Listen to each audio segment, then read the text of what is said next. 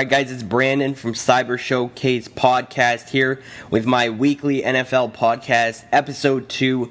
We're going to be discussing week 1, what went down, my studs of each game, my duds of each game, my stud of the week, dud of the week, and preview my games of the week for week 2.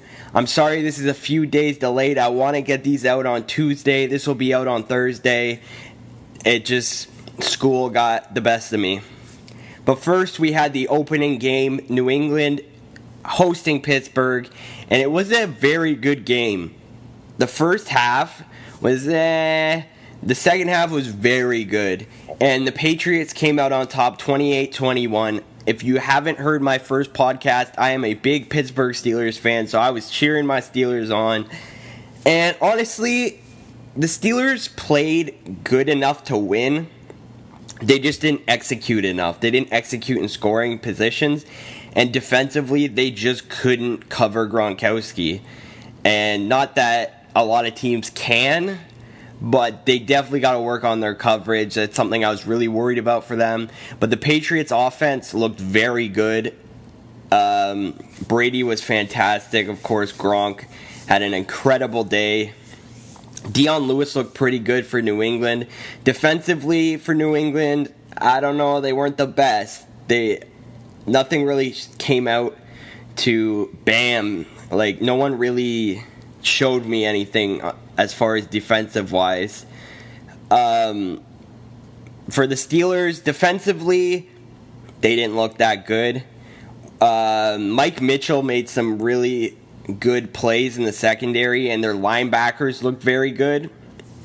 But I'm a little worried about their D-line. They really couldn't get pressure from the D-line, and they didn't do the greatest job of stopping the run. They didn't do horrible, but they have to look at that. And offensively, though, I think they'll be fine. Le'Veon Bell out. D'Angelo Williams absolutely killed it. 127 yards. Ben Roethlisberger was really well. 351 yards. A touchdown, interception, good completion percentage. Antonio Brown killed it like always. Heath Miller did really well. And Darius Hayward-Bay and Marcus Wheaton really stepped up in the absence of the suspended Martavius Bryant. So that's good to see.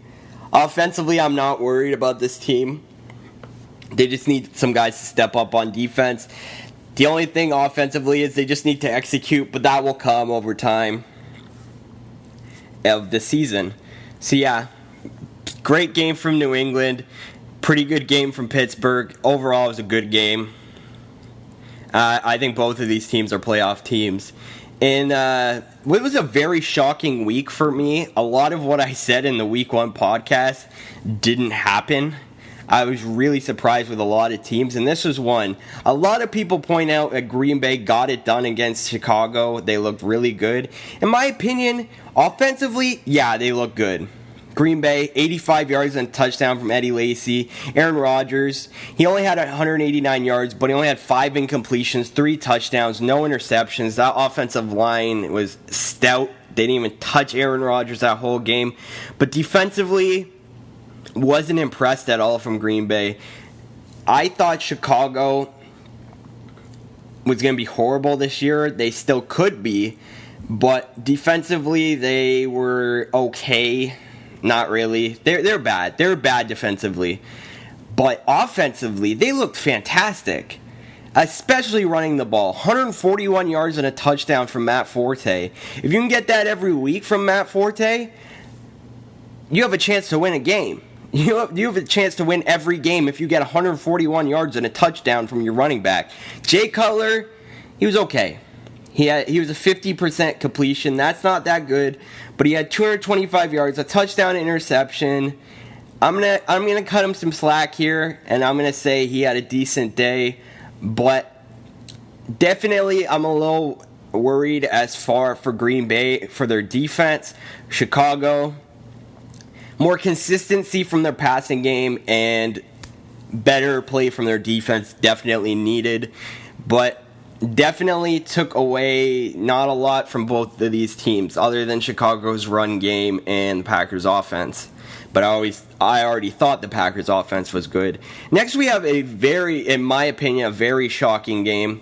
The Chiefs and the Texans. I thought the Texans at home, I thought the Chiefs were good, but their offense wasn't going to be able to score on Houston, and it was going to be like a 13-7 type game. I was totally wrong. Kansas City's offense looked phenomenal. 27-20 win for Kansas City.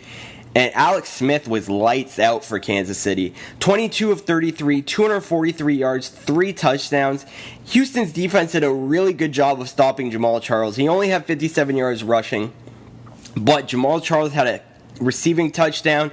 So he had about 100 yards and a touchdown combined with rushing and receiving. But Travis Kelce, man, if he plays like this every game, he's about to become the third best tight end in the league with Gronk and Graham. 6 catches, 106 yards, 2 touchdowns. He was unbelievable. And Houston's secondary, man, I don't know what the hell happened, but like defensively, Cushing and J.J. Watt, that D-line, Jadeveon Clowney, those guys, they look good. They stopped the run well. They got pressure. But their secondary was horrible. And their secondary has to play better if they want to win football games defensively. Offensively, they couldn't run the ball. They need Arian Foster back because guys like Grimes and Polk, who looked good in preseason, did absolutely nothing. And Alfred Blue, who has shown signs to be a great running back, was bad.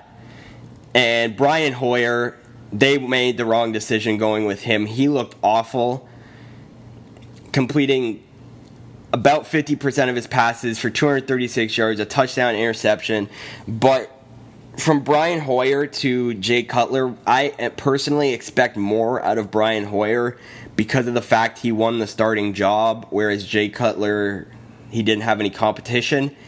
Ryan Mallett came in the game, and he looked fantastic. 8 of 13, 98 yards and a touchdown. If they go with Ryan Mallett, I think they can win some games until they can compete and win games until Arian Foster comes back. Once Arian Foster comes back, I think this offense will be fine. They just need to consistently throw the ball, get Arian Foster healthy, and play better secondary defense. Kansas City, if they can get their run game going and consistently pass the way they did in the first game, they will be a contender this year. Definitely. Good game, though. Next, we had an absolute destruction, which I thought this game was going to be a bit closer, but I had the Jets winning, and they did win 31-10. Josh McCown got injured. He looked okay. Johnny Manziel came in. When he came in at first, I'm a huge Johnny Manziel fan. And Johnny Football came in. He looked incredible that first drive, and then after that, he was bad. He was bad. As much as I hate to say it, he was bad. They couldn't run the ball at all. Their run game is awful. Travis Benjamin looked really good as a receiver. Other than that, no one really stepped up on offense other than Travis Benjamin, honestly. Defensively, New York Jets looked fantastic. They looked so much better than them. Darrelle Revis looked incredible. Calvin Pryor looked incredible. Quentin Coples looked good. David Harris looked good. Muhammad Wilkerson, of course. And, yeah, Jets defense, man. And if they play offense like this every week, they're going to be a team to be reckoned with. Ryan Fitzpatrick looked good. 15 of 24, 179 yards, 2 touchdowns, interception. Chris Ivory ran for 91 yards and 2 touchdowns. Brandon Marshall gave them that elite receiver they needed. 6 catches, 62 yards, and a touchdown. And when Eric Decker got to this team, I said he is not going to perform until they get a number 1 receiver. He is a perennial number 2 receiver. He needs to have a number 1 guy there, and he will shine if a number 1 guy is there. If not, he is going to get shut down. And he had 37 yards and a touchdown. I think you're going to see a big year from the Jets, and they're going to compete in every game. If they win every game, I don't know, but they will compete in every game. Next, game we have the Colts at the Bills with one of my biggest surprises. I knew Buffalo was going to compete. I thought Indianapolis was going to win a close game, about 30-27. Bills scored 27 points like I thought they would, but the Colts only scored 14 points. Buffalo looks incredible. If they play like this every single night, they will win games and they will make the playoffs. And they made Andrew Luck look horrible. Colts couldn't run the ball. Only people that impressed me on the offense for the Colts were T.Y. Hilton and Dante Moncrief. No surprises, two great receivers. Defensively, the Colts defense, they looked okay. But Buffalo's defense was just incredible. Every single one. Shout out to the Buffalo defense because, man, they look good. Offensively, Tyrod Taylor looks stout. 14 of 19, 195 yards and a touchdown. He did what they asked of him. Carlos Williams looked incredible coming out of the backfield with 55 yards and a touchdown. LaShawn McCoy didn't get it done, but I think it's growing pains. I think he'll be fine, and I think this team is going to be a contender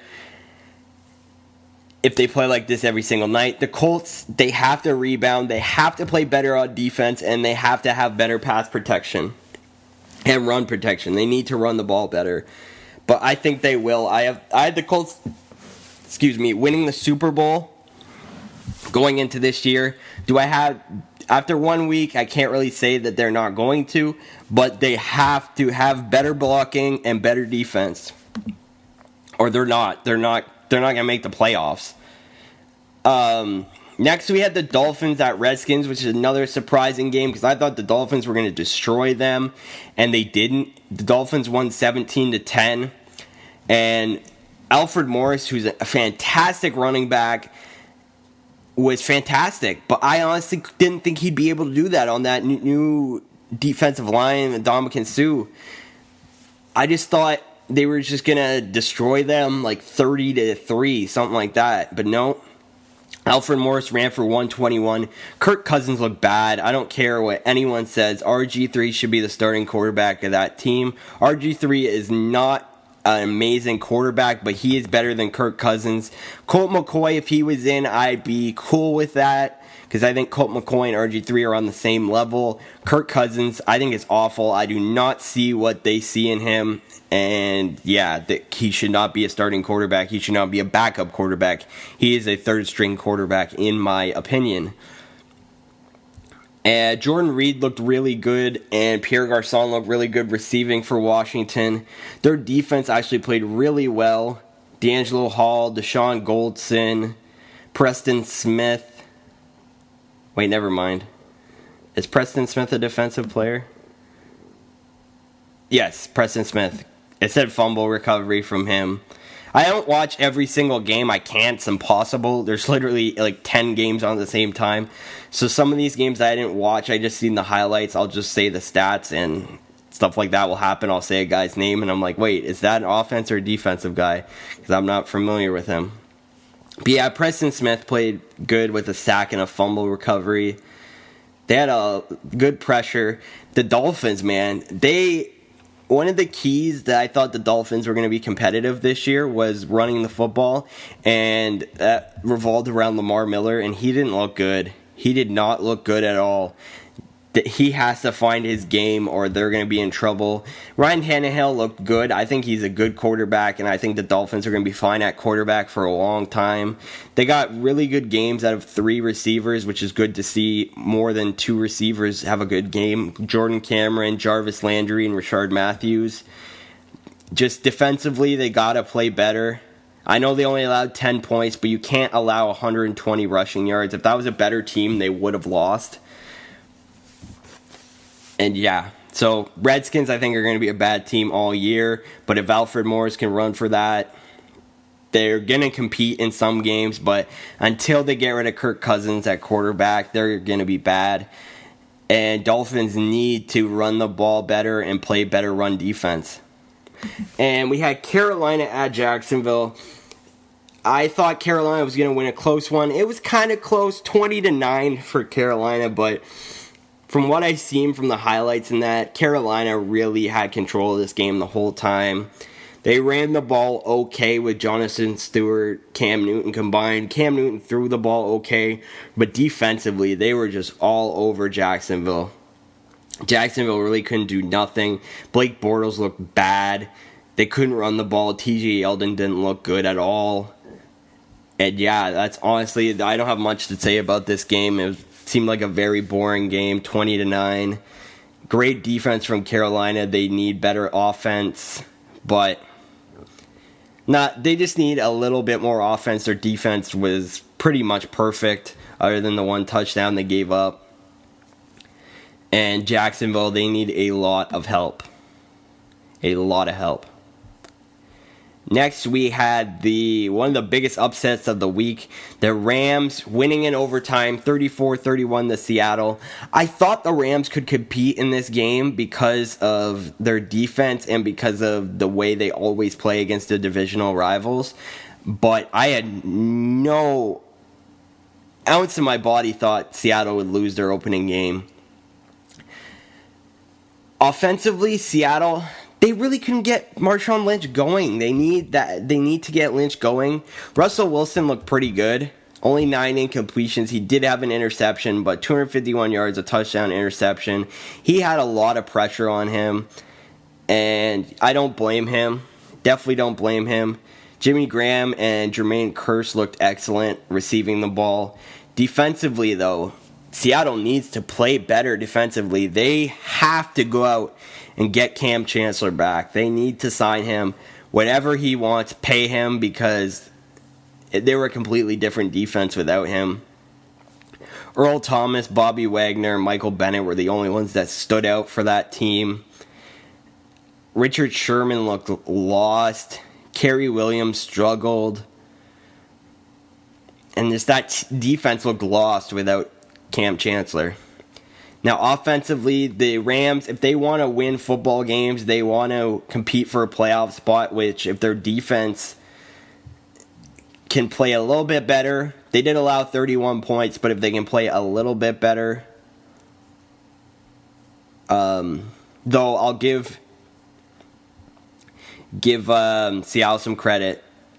Give St. Louis defense some credit. They did score a defensive touchdown, Seattle, and punt return for a touchdown. So that's 2 touchdowns, so they really only gave up 17 points on offense, but still just need to play a bit better. Not a whole lot better, but a bit better.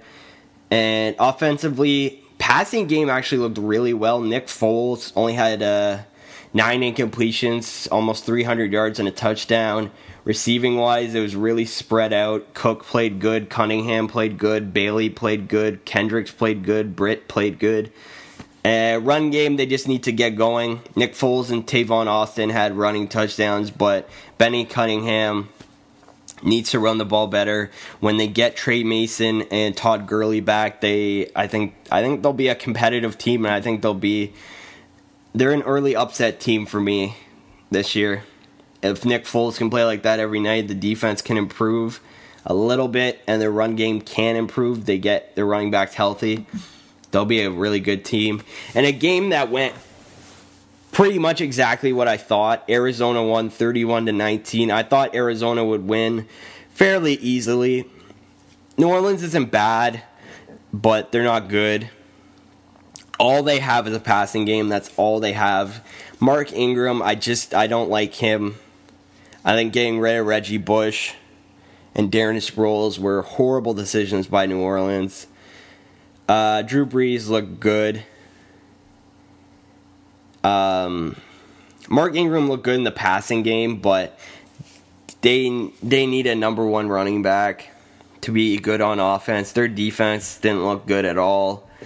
Allowing 69 yards and a touchdown, running the ball from Andre Ellington. He did get banged up, but he looked really good when he was in. And Chris Johnson, who came in relief, looked decent. Carson Palmer was incredible, 19 of 32, 307 yards and 3 touchdowns. Receiving wise, John Brown, David Johnson, Darren Fells, and Larry Fitzgerald all looked fantastic. Defense wise, they look stout. They only allowed 1 touchdown on to the offense. Arizona looked much better. Simple as that. Next game we had the Chargers beating the Lions, which a lot of people seen, but I didn't. I thought the Lions were going to win fairly easily. I didn't trust in San Diego, and I trusted too much in Detroit. Stafford did not look good at all. He's my fantasy quarterback. I do have other fantasy quarterbacks that are okay, but Stafford, I was my main guy. I was banking on him to have a great year, and not a good start from Stafford. Phillip Rivers looked really good. 7 incompletions. He did have 2 interceptions, but he had over 400 yards and 2 touchdowns. Running the ball, both teams Detroit kind of looked good, and San Diego looked really good. They had about 100 yards from 2 running backs. Danny Woodhead had 2 touchdowns. So if they go 50-50 like that, Melvin Gordon, Danny Woodhead, for the rest of the season, I think that will work really well for them. Keenan Allen looked fantastic. 15 catches for 166 yards. That's usually the span of 2 or 3 games for most receivers, but Keenan Allen killed it. He proved he's an elite receiver. And Stevie Johnson looked like he's back to being a really good receiver like he was in Buffalo. Ladarius Green looked like he can step up and be a weapon on this offense. I was pretty impressed from Eric Ebron. I think he's going to step up and be a great tight end for Detroit. Defense-wise, both teams need to play better, especially Detroit. Other than that, to sum it up, Detroit needs to run the ball better, pass the ball better, defense better, play defense better. All categories, but not that much better. They're there, but they're not. Especially, they need help on defense. Offensively, passing and running, they're there. They just need to play better. They're good. They need to be great. San Diego, offensively, they'll be fine if they play like that all year. Defensively, they just need to play like I said with Detroit offense. They played good. They need to play better. Next, we have the Titans at the Bucs, which was, for me, my most shocking game. I thought Tampa Bay was going to run away with this. I thought the improvements Tampa Bay made, they would be really damn good. I thought Winston was better than Mariota. He still could be, but Mariota looked incredible. Absolutely incredible. One of the best debuts I've ever seen from a quarterback in Marcus Mariota. He had 3 incompletions, 13 of 16, 209 yards and 4 touchdowns. Unbelievable. Jameis Winston actually didn't look bad. He overcame a lot. He had about less than 50% completion, but he did have 210 yards, 2 touchdowns, 2 interceptions. So he wasn't as bad as people played him out to be.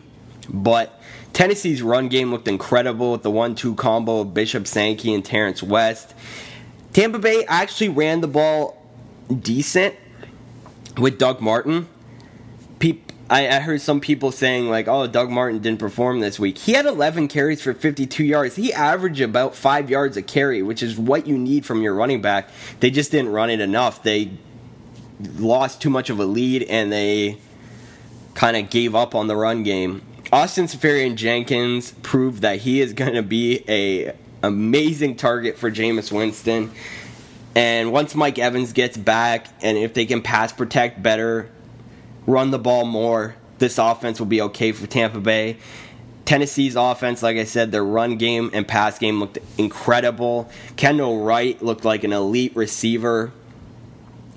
And if their offense plays like that every week, they're going to be amazing. They really are. Defensively, Tampa Bay has to play way better. Their defense looked awful. Way, way better than that. And Tennessee, same thing. Their offense looked incredible. Their defense looked incredible. Though I seen signs of good from Tampa Bay's offense, Tennessee's defense looked fantastic. Next, we have the Bengals at the Raiders, which went not exactly how I thought. I thought Oakland was going to be more competitive. I thought it was going to be about 31-27. It turned out to be a blowout, 33-13. Andy Dalton looked absolutely incredible for Cincinnati. Giovanni Bernard and Jeremy Hill, the 1-2 combo, looked great. Tyler Eifert looked like an elite tight end. And defensively, Cincinnati was incredible. For Oakland's side, Derek Carr got banged up. Matt McGloin came in. He looked okay. He didn't look bad, but he didn't look good. They have to run the ball better with Latavius Murray. He did not do anything. Amari Cooper looked decent in his debut. Marcel Reese had 2 touchdowns out of the backfield receiving-wise, so that's pretty crazy. And defensively, they have to play way better. I know a bunch of guys got banged up in the secondary. They got to get healthy, and they got to play better. Cincinnati, they continue to do what they're doing. They'll be fine. Since Oakland has to play better. And in the last game of the 4 o'clock games, we had the Ravens at the Broncos. This is the 4 o'clock game I watched, and this was an incredible defensive football game. It's the type of football that I love to watch. 19-13 for Denver. It's about what I thought it was going to be, but I didn't, even though I had it low scoring, I didn't think it was going to be as defensive as it was. Joe Flacco looked horrible. Peyton Manning looked bad. Offensively, both teams look bad. They both need to play way better offensively if they want to win football games consistently. Denver and Baltimore has to play way better offensively or they won't be good this season. Defensively, Denver looked incredible defensively. Baltimore looked really good, but the part that worries me for Baltimore, their defensive stud, their defensive leader, Terrell Suggs, out for the season. That is going to hurt big time. So I see good things for Denver if their offense can play better. Baltimore needs their offense to play better because I don't think their defense can hold up without Terrell Suggs. Not only play-wise, but leadership-wise, that mentality that he brings to that team. Next, we had definitely, in my opinion, the best game of the week. The 8 o'clock game, Dallas hosting the Giants. Dallas won 27-26. I thought the Giants would win at a similar score. The Giants showed they were much better than people thought. Offensively, the Giants, they just need to play a bit better. Eli Manning looked decent. He needs to play better. Their run game, Rashad Jennings, looked decent. Needs to play better. Defensively for the Giants, they looked incredible stopping the run, which was Dallas' strong suit last year. I know they lost DeMarco Murray, but that offensive line is still fantastic. So Giants, great job defensively stopping the run. Passing-wise, they were on and off. Tony Romo had a good game. He did have 2 interceptions, but he only had 9 incompletions for 356 yards, 3 touchdowns, 2 interceptions. So Giants defense, they need to clean up their offense, just play better and smooth out that pass defense, and they'll be fine. Dallas, they need to just limit the turnovers, run the ball better, and they'll be fine. Because their defense looked really good. It was a fantastic game. I think both of these teams are going to be really good this year. And it was really fun to watch. The first Monday night game was definitely the better Monday night game. Eagles at the Falcons. The first half, Atlanta looked incredible. Philadelphia looked horrible. The second half, Philadelphia looked incredible. Atlanta looked horrible. But it was not enough for Philadelphia to win. Atlanta won 26-24. I thought Philadelphia was going to win fairly easily. The problem with Philadelphia was this. Defensively, they could not cover Julio Jones. He was an animal. They need to do a bit better stopping the run. And they need to have better play calling. Chip Kelly, I know you like throwing the football, but Sam Bradford can't throw the football 52 times and you win football games. He had a 50% completion rating with 336 yards, 1 touchdown, 2 interceptions, but I don't blame Sam Bradford at all. I blame Chip Kelly. They should not have thrown the ball as much. So if Philadelphia can clean up that pass defense a little bit, better on run defense and run the football more, they'll be a competitive, good team this year. Atlanta, same thing. Clean up their defense a little bit. Their defense looked good. They just need to tweak it a little bit, clean it up. And offensively, they just need to limit the turnovers. And they'll be good. I did not think Atlanta would be good, but I was wrong. They looked really good, and I think they continue. And this is another game where I was really wrong. I thought Minnesota was going to destroy San Fran. It was the other way around. Minnesota's offense looked horrible. They could not run the ball. They could not throw the ball. And I'm not going to blame Adrian Peterson or Teddy Bridgewater. I blame the offensive line. The offensive line for Minnesota was disgustingly horrible. They were so bad. If they want to win football games, Minnesota, this year, they have to play better run defense because their run defense was horrible, and they need better blocking because their blocking was horrible. San Francisco, their defense plays like that every night. Carlos Hyde runs like that every night. 168 yards, 2 touchdowns. They'll be fine. Colin Kaepernick played good. Nothing special, but he played good. Yeah, so that's what they need to do to be good. Now my studs and duds of each game. Steelers and Patriots. My dud of the game. It's hard to give a dud of the game for this game, but I'm going to give it to the Steelers secondary. My stud of the game, I'm going to give to Rob Gronkowski.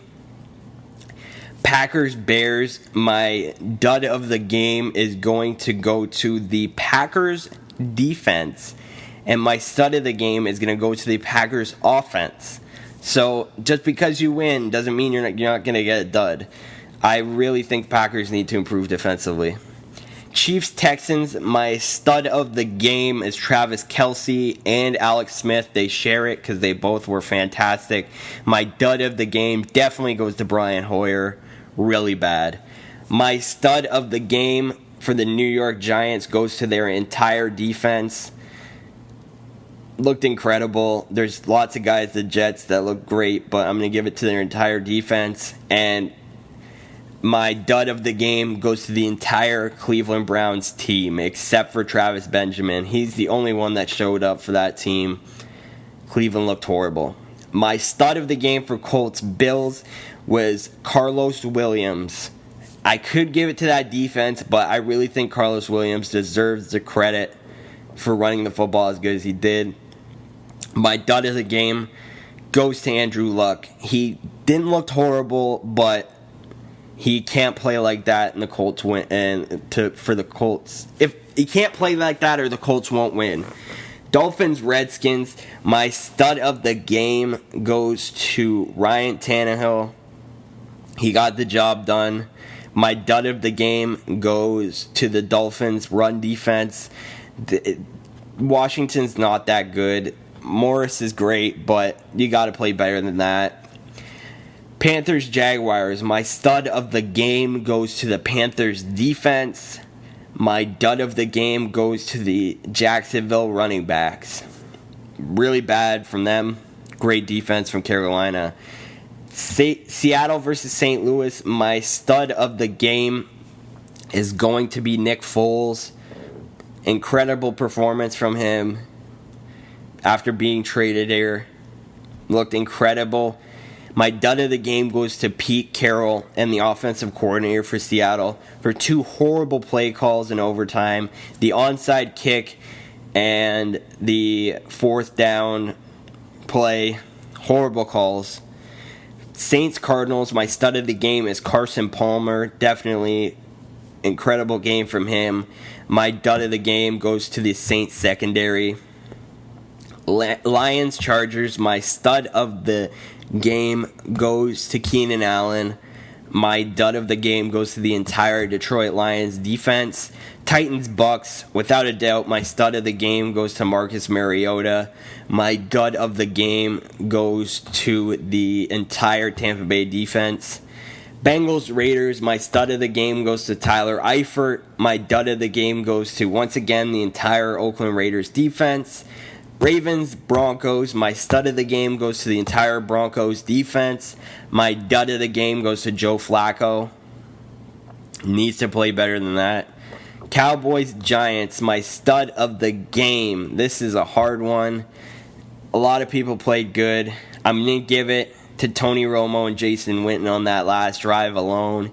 And my dud goes to the combination of Tom Coughlin and Eli Manning for that, deciding to throw the ball on 3rd and goal instead of running the ball. Even if they didn't get the touchdown, the clock would have ran down. Dallas would have had less time. Bad decision. Falcons, Eagles. My stud of the game goes to Julio Jones. There's no question about it. And my dud of the game goes to the Eagles secondary. As you can see, why. 49ers, Vikings. My stud of the game goes to the man, the myth, the legend, Carlos Hyde. And my dud of the game goes to the Vikings offensive line. Horrible blocking. My stud of the week is in this last game. Carlos Hyde, 168 yards, 2 touchdowns. What a game. He deserves the stud of the week. Stud of the week, Carlos Hyde. And my dud of the week goes to none other than the Tampa Bay Buccaneers secondary. Bad coverage. Bad against a rookie quarterback. Just bad. Bad. Now we go to my 3 games of the week for this upcoming week and what I think is going to happen. First we have, which is really nice to see, the Thursday night game is one of my games of the week. Broncos at Chiefs. Chiefs offense looked incredible. Their defense looked good. Broncos offense looked horrible. Their defense looked amazing.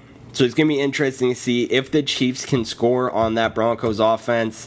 I think it's going to be a long night for the Broncos, but we'll see. I think the Chiefs are going to win. My second game of the week goes to the Patriots at the Bills. It is such an interesting matchup. I honestly think the Bills are going to win this game. The Bills looked incredible, and I think you're going to see incredible stuff from them the whole season long.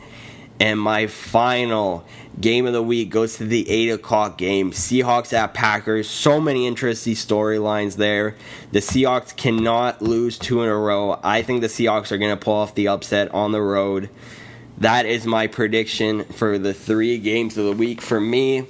Hope you guys enjoyed this NFL Weekly podcast, episode 2, week 1. Make sure to hit that like button. Comment below what you think of week 1 and of week 2 and more to come. If you want to have a discussion in the comments, I definitely will engage. Yeah, I hope you guys enjoyed this episode. I'm Brandon, and I'm out, y'all. Peace.